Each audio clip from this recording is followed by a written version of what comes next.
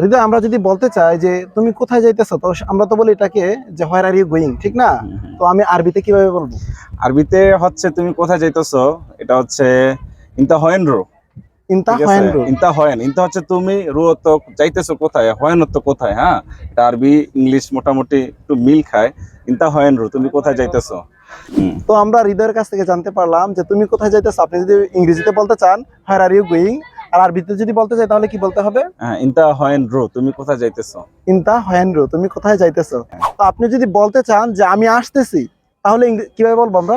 এটা হচ্ছে আরবিতে হচ্ছে আনা ইজি, আমি আসতেছি। তো আপনি যদি বলতে চান যে আমি আসতেছি, তাহলে বলতে হবে আনা ইজি, ঠিক আছে? আর ইংরেজিতে বলবেন আই এম কামিং, রাইট? হুম। তো হৃদয়, যেহেতু আমরা পুটিয়ে আছি, তো আমি যদি বলতে চাই যে আমরা পুটিয়ে আছি, সেটা আরবিতে কিভাবে বলবো? হ্যাঁ হ্যাঁ, এটা হচ্ছে আমরা পুটিয়াতে আছি যেহেতু, আনা মজুদ পুটিয়া। আনা মজুদ পুটিয়া, হ্যাঁ, মজুদ মানে আছি, পুটিয়া। পুটিয়া হচ্ছে জায়গাটার নাম। আনা মজুদ পুটিয়া, আনা মানে হচ্ছে আমি। ঠিক আছে। আচ্ছা, তো আপনি যদি বলতে চান যে আমি পুটিয়ে আছি, তাহলে আরবিতে বলবেন আনা মজুদ পুটিয়া, ঠিক হ্যাঁ আছে? হ্যাঁ হ্যাঁ হৃদয়, আমরা যদি বলতে চাই যে আমি ভালো আছি, সেই ক্ষেত্রে আরবিটা কি হবে? হ্যাঁ, অনেক সময় সৌদিরা জিজ্ঞাসা করে, যারা নতুন বাঙালি যায়, যে কেফিনতা কেফালে, কেমন আছো। সেই ক্ষেত্রে মানে আমাদের অ্যান্সারটা হবে যে কয়েস, আনা কয়েস, আমি ভালো। বা আনা তামাম, হ্যাঁ, এটা হচ্ছে আমি ভালো, কয়েস তামাম মিয়া মিয়া, মানে অনেক ভালো। এটা হচ্ছে উত্তরটা হচ্ছে এটা আর কি, তুমি কেমন আছো, এর উত্তরটা হচ্ছে কি আনা কয়েস তামাম মিয়া মিয়া। ওকে। তো আমি যদি বলতে চাই একদম সরল সোজা ভাবে, হ্যাঁ, যে আমি ভালো আছি, সেই ক্ষেত্রে বাস, কিভাবে বলবো? হ্যাঁ, আনা কয়েস।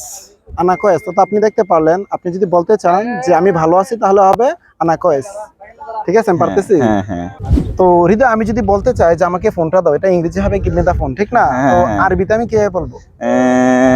জিপ জাওয়াল। জিপ জাওয়াল, তার মানে কি আমাকে ফোনটা দাও। হ্যাঁ হ্যাঁ, তো আপনি দেখতে পারলেন, আপনি যদি বলতে চান যে আমাকে ফোনটা দাও, সেক্ষেত্রে হবে জিপ জাওয়াল, রাইট? তারপর আবার বলতে পারো যে ফোনটা নাও, শিল জাওয়াল, যে ফোনটা নাও, শিল জাওয়াল, শিল আক্কেল, খাবারটা নাও। এটা হচ্ছে এই আর কি, শিল জাওয়াল, ফোনটা নাও, শিল জিপ জাওয়াল, ফোনটা দাও। ঠিক আছে।